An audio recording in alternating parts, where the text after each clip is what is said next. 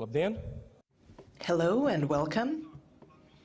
I have the honor to introduce you to the press conference of the High Representative of the Commission, Federica Mogherini, and the Latvian Foreign Minister, Edgars Rinkēvičs. Hello to the journalists. And one part of the meeting between the Latvian government and the Commission included also a meeting between myself and the High Representative Federica Mogherini, as well as with several responsible commissioners that work with matters related to external policy and security.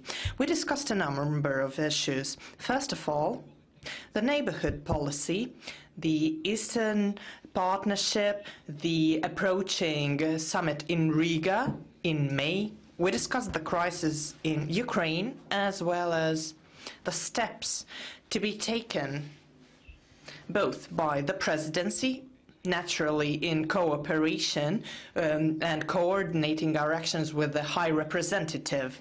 We discussed the upcoming visits in Kiev and in Moscow, which will take place starting from tomorrow.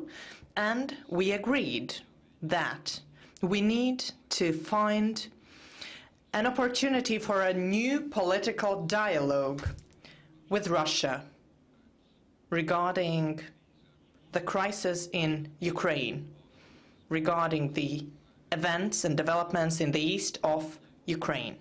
We also discussed our southern neighbors, starting from Syria, Iraq, ISIL, fight against terrorism, foreign fighters, and you already know about the tragic events of yesterday and also this morning in Paris. They once again prove that we need to work, all of us together. All the member states need to work closely together. We discussed how to achieve a quicker review of some matters in the European Parliament, for example, the PNR. That needs a closer coordination, not just amongst the interior and justice ministers of the member states, but also amongst the foreign affairs ministers. Together with the responsible commissioners, we agreed that the fight against terrorism and its internal and external aspects need to be discussed also at the meeting of the foreign affairs ministers and interior ministers.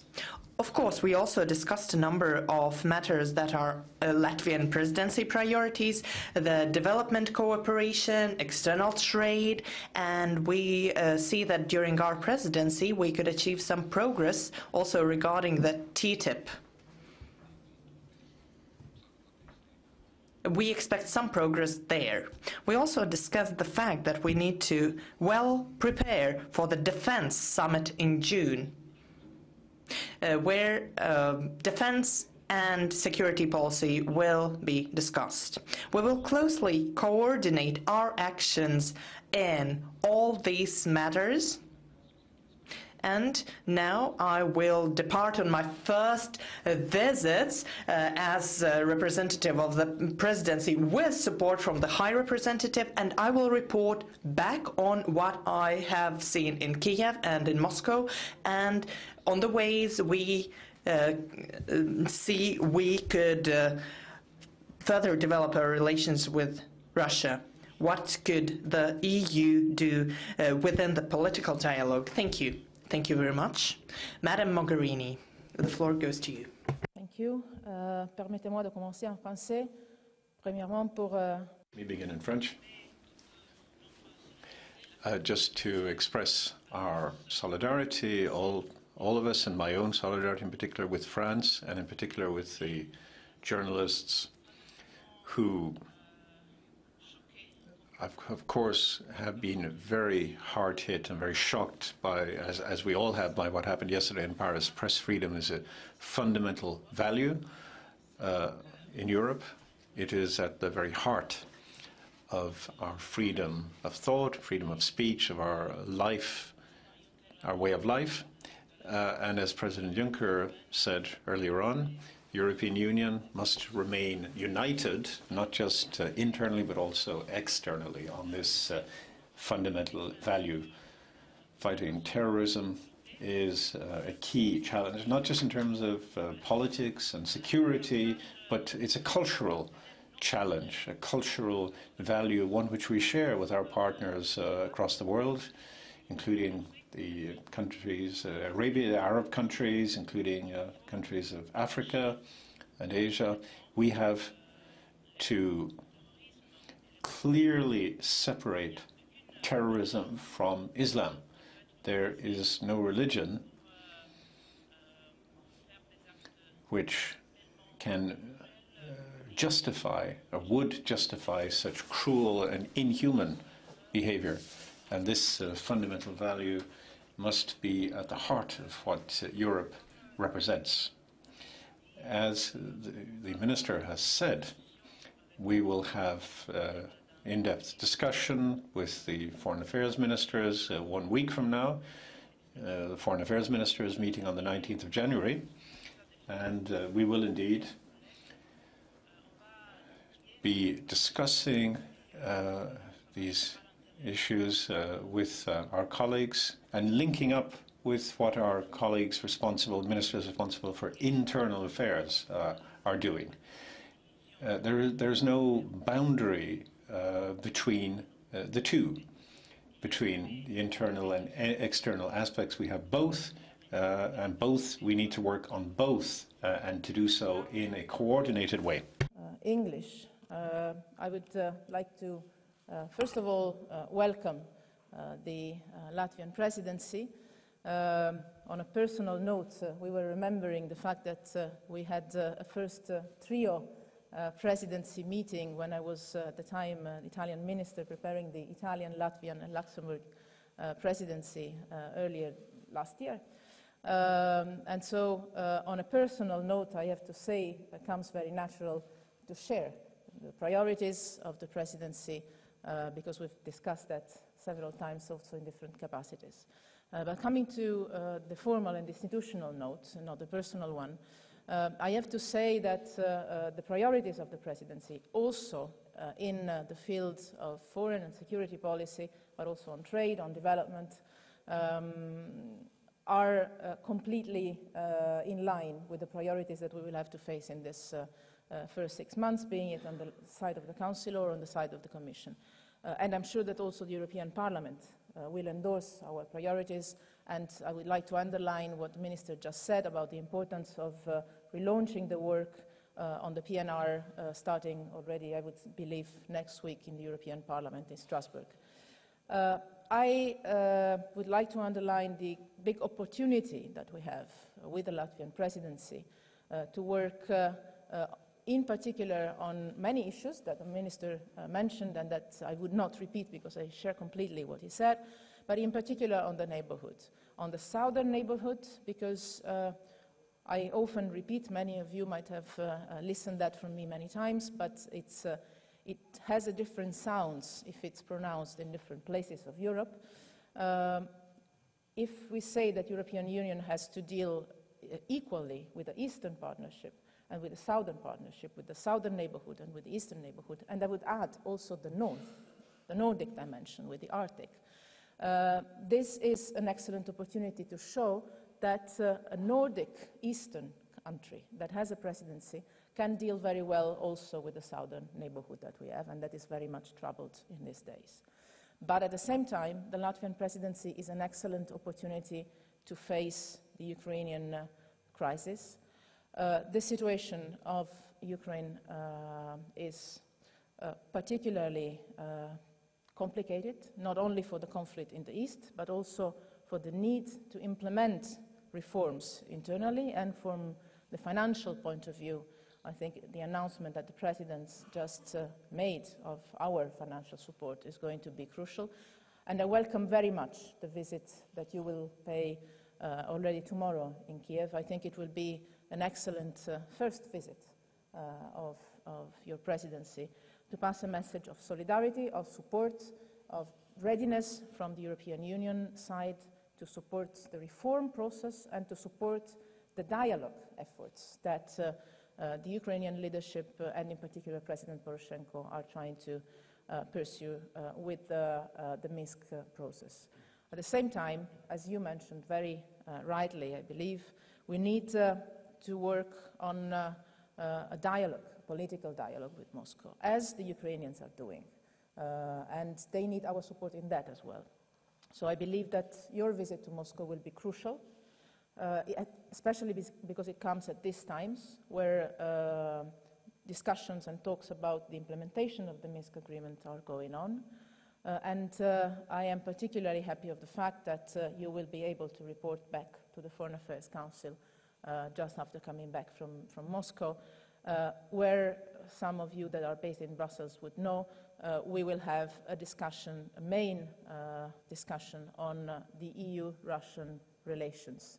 It will be a council that will concentrate, firstly, imagine to be concentrated on this, obviously, now the issue of our strategy on terrorism will also take a major place in the agenda, but I would say that this will be the two elements of main strategic discussion we will have in just a little bit more than 1 week. And your visit to Moscow, Edgars, will be made for all of us to try and understand in this particular time real intentions, real possibilities, real difficulties, I guess, as well, but also what the European Union can do to support the solution of the crisis in the east of Ukraine and ways for a dialogue that could support the Ukrainian efforts towards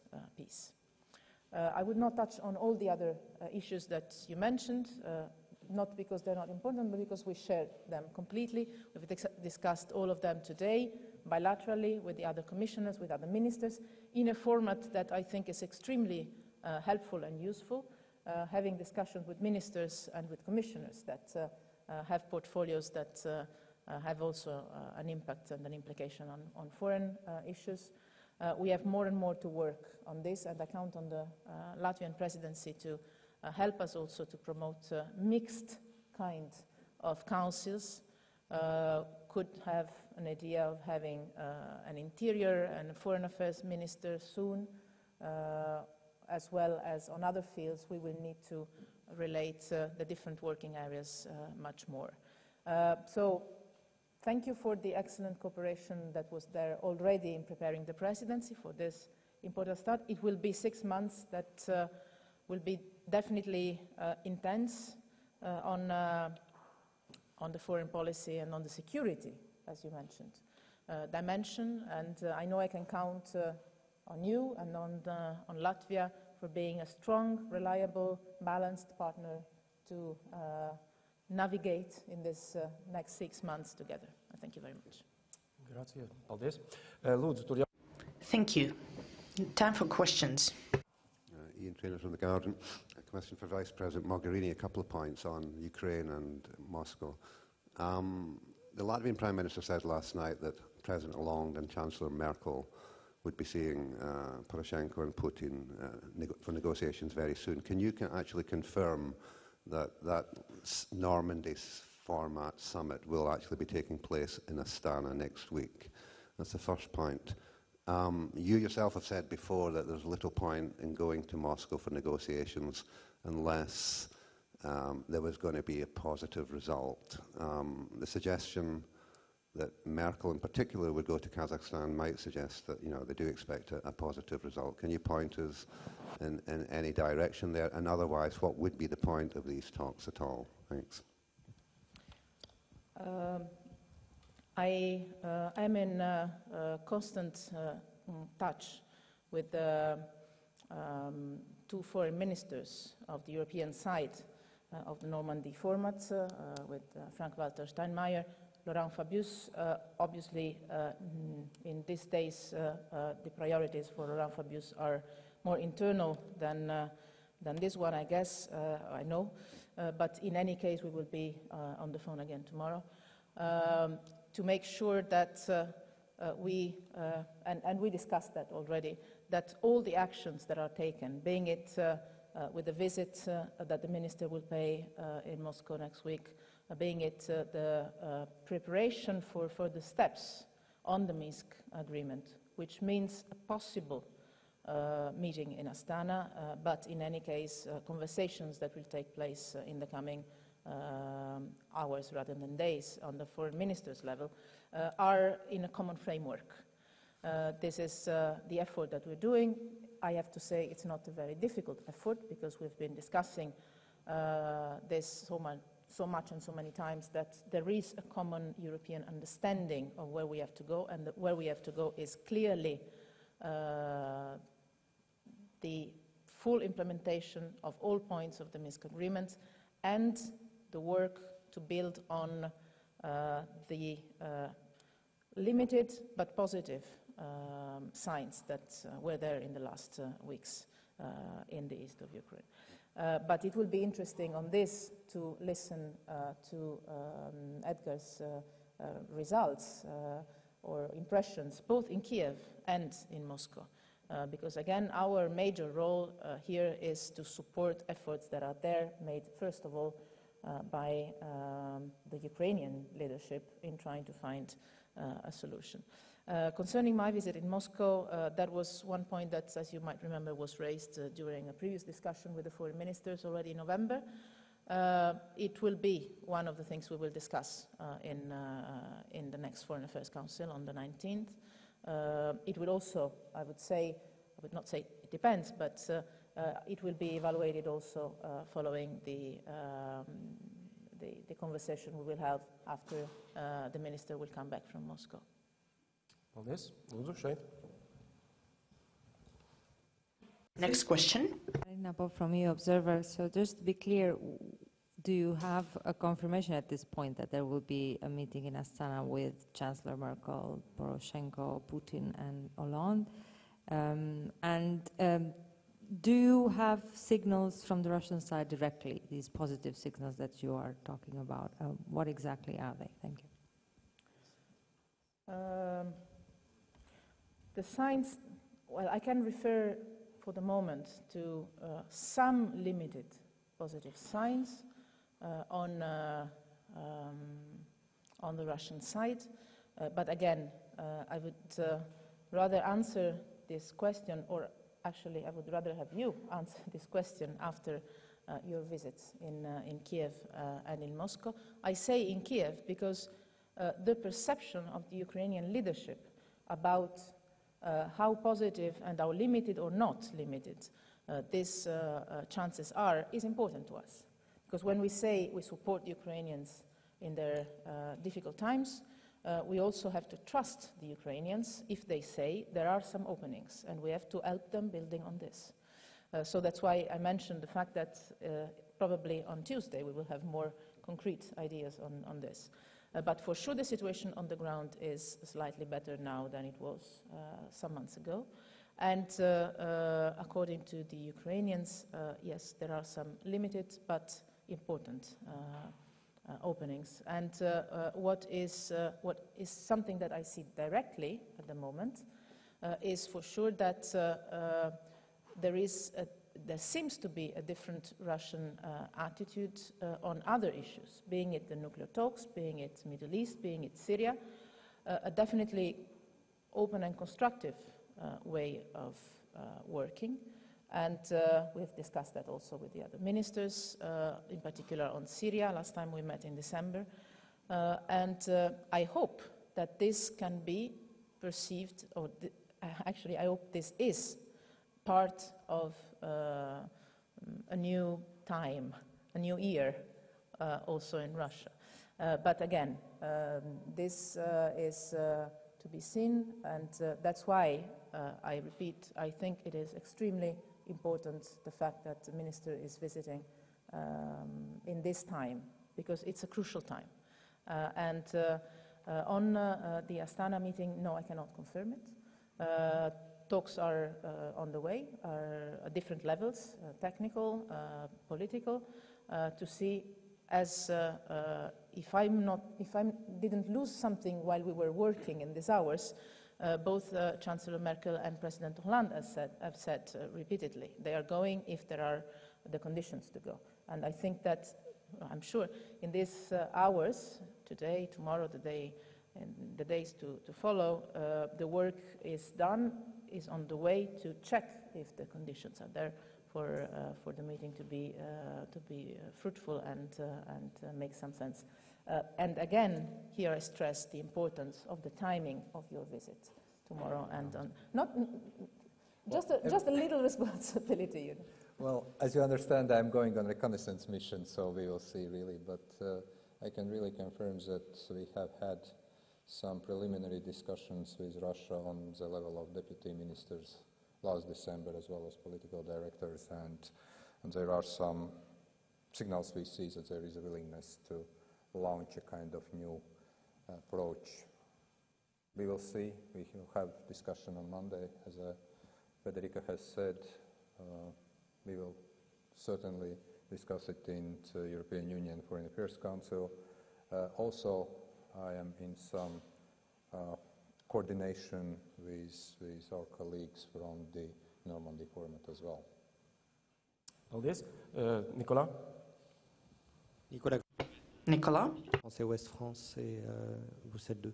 J'avais une question.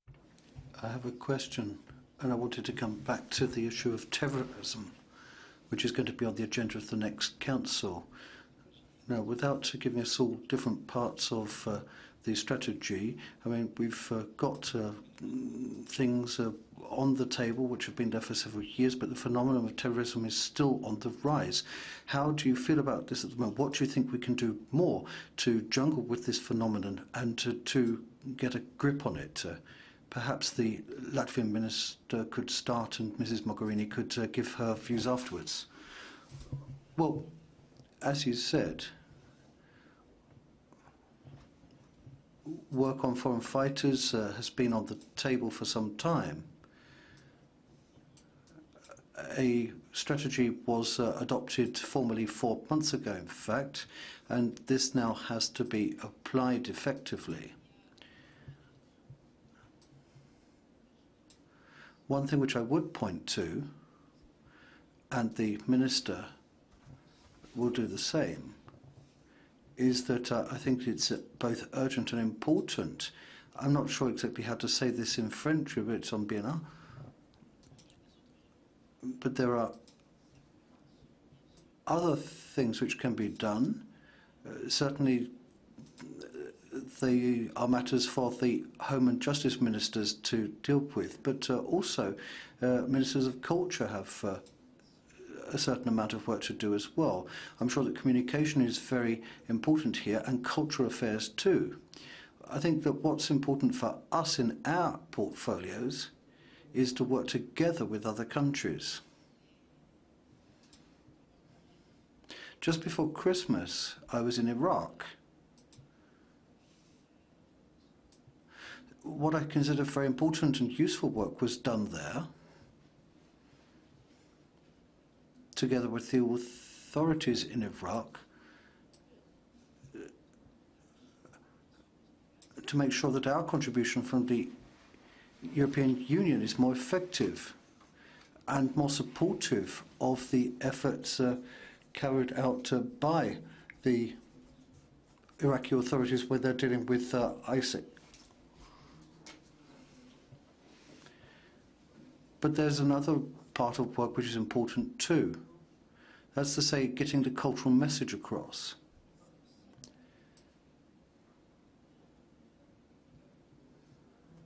This is something which can be dealt with together with our Arab partners in the Gulf, but in other parts of the world as well, in Asia, etc., where you have these Muslim populations as well. But really to get these two concepts separated out.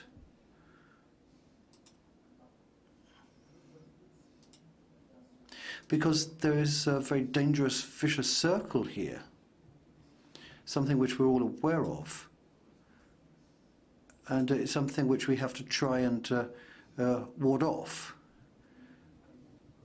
We have to stop a lot of young Europeans, for example, and they are European citizens,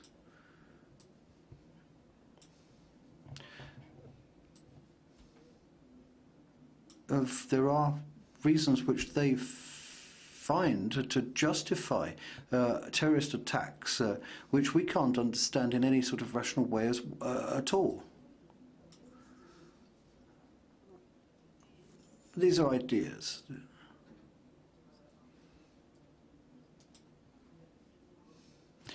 I'm going to be in contact with the EU's representative on combating terrorism over the next days. They're working on proposals which we're going to be discussing with ministers.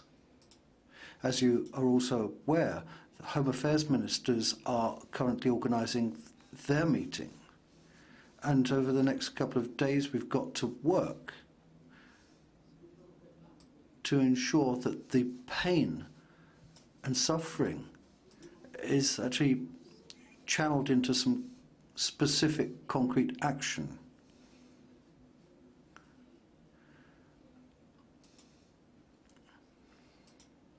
I know that Mr. Juncker, the Commission President, said that this is a moment of pain and suffering, and I agree with that. We have to find solutions.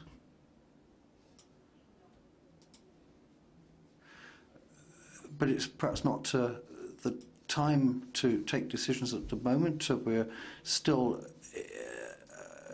here with an open window, given what happened in Paris yesterday. Important things need to be done, but what is important is that we can use this pain as a way of working on defence. Thank you. Two last questions. Alex Zeldners, LNT ziņas. LNT News, a question to Mr. Rinkēvičs regarding the topical matters of Latvian foreign policy. In the nearest future, a government committee calculating the losses Latvia had to endure during the Soviet occupation plans to finalize its work. So will Latvia then send a bill for Russia to pay? The response. First, let us wait for the committee to finalize its work, and then we on the ministerial level can decide what to do with it. But I still need to answer the previous question, and I will now turn to that. So, the events after yesterday's terror acts in Paris. I completely agree with Mrs. Mogherini that this is still time for reflection, but at the same time for deciding on several matters. To a certain extent, interior and justice ministers are responsible for these matters, but at the same time, we have to make sure that information circulates between all of us, including the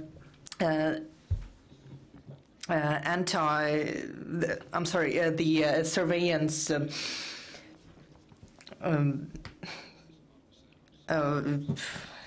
data.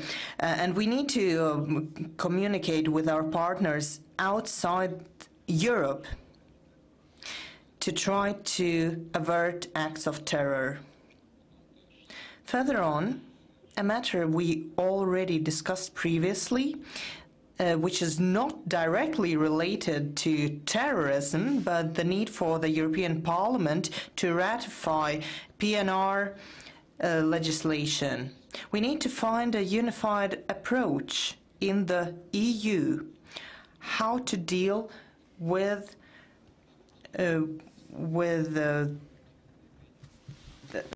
UN resolution, and how regarding criminal justice we respond to European citizens becoming involved in terrorist organizations and then returning to Europe. Already, even here in Latvia, we have information about our resident that is currently in Syria. We need to find solutions. I completely agree with Ms. Mogherini. In strategic communications, for example, in social media, we need a common approach on how to react to extremism and terrorism, inciting posts, for example. Latvian Foreign Affairs, Interior and Defense Ministers, as well as colleagues from the Commission responsible for internal and external security, will continue discussions within the Interior and Foreign Affairs Ministers Council format, and that might be the right place to continue reviewing these matters. 24 hours have passed since the tragic events. We still need to keep obtaining more information about it, but already we discussed this matter a lot in our government talks with the Commission, and our presidency is determined to work on this. The very last question. Thank you. Peter Spiegel, the Financial Times. For Vice President Mogherini, two Russia-related questions, if I could return to the topic. First, President Juncker announced that the Commission has just decided to recommend $1.8 billion in new macro-financial assistance. At the end of last year, there seemed to be a lot of skepticism on the part of member states about new assistance to Ukraine. I think Minister Padoan in particular said, look, we need to see reform before we provide additional funds. Has anything happened in the ensuing weeks that makes you optimistic the member states would be more receptive to this kind of MFA program? And secondly, one of the things that's going to happen during the Latvian presidency is the sanctions that were agreed last year begin to expire.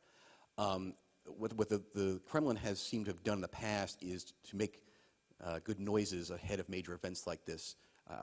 People perceive this as a way to try to divide the EU on the Russia issue.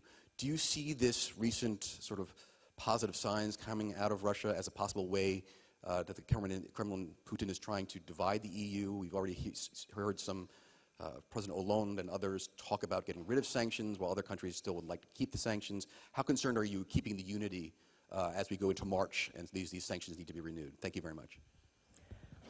Thank you for the question. I guess I will receive the same question in exactly 10 days in Brussels, and I will probably give you a better answer at that time, because one of the ways in which it's possible to keep unity, which is something that we've done so far, is exactly this way, answering these kind of questions after we've discussed all together and not before we discuss all together. And that's why we start discussing our relations with Russia, which are not only the issue of sanctions, obviously, there's plenty of other things, and the first of it, and the first of all these other things is obviously how to make sure that the Minsk process goes on. But we start discussing this well before March. Obviously, as you know, as you said, sanctions measures expire the first part in March, but then we have other expiring dates ahead in the year. And what I can for sure say is that it has always been the case. It will depend on the situation on the ground. If and when the Minsk points, all the Minsk points, will be delivered, will be realized, then for sure we will not have sanctions anymore. But we are far from there. So it depends very much on the situation on the ground. If the positive developments, if the positive openings that I said always are limited at the moment, positive but limited, will develop into something more, then we will consider the expiring date of March and then the following ones accordingly. If not, the member states will discuss, being at the foreign ministers level, being at the European Council in March, how to face this situation. But be sure that the European unity will be kept. I have no doubt about that. because we agree on the basic criteria. Improvement, sanctions can be lifted partially, totally, depending on how the improvement is, if it gets to the solution of the situation, or on the contrary, as it has always been, if the situation should turn back to very negative or even turn into even more negative, but we don't have signs of this at the moment. Obviously, sanctions are an instrument that is gradual and can be gradually used, can be used also on the other side, on the other way, not side.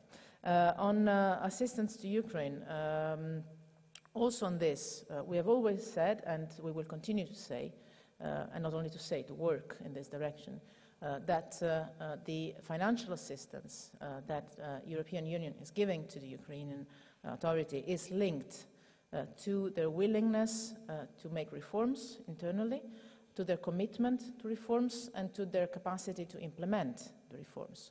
Obviously, we know very well that implementing reforms in difficult conditions, as the Ukrainian ones, is even more difficult than implementing reforms in normal conditions. And any EU member state knows how difficult it is to do reforms, even in normal times and in normal conditions. But it is clear that we need to see this commitment to reforms and some results on different issues, being it corruption, being it an whole set of reforms that have to be done internally in place. The Ukrainian authorities so far have been very clear in their commitment to do that. Our assistance is also an assistance aimed at making these commitments real deliverables, I mean real things for the Ukrainian people. Also because, but here again I would pass to Edgars and probably once he comes back from Kiev, but the feeling I got when I was in Kiev last time, a few weeks ago actually, is that this is not something that is needed for meeting some European Union ideas or principles or suggestions or indications, but that's because it's the Ukrainian people that are requiring to their leadership to implement the reforms they have been elected on. And so I think that the government, the president, the parliament know that very well. It's their people asking for change, and it's time that this change becomes real in Ukraine. Thank you. Paldies. Thank you very much.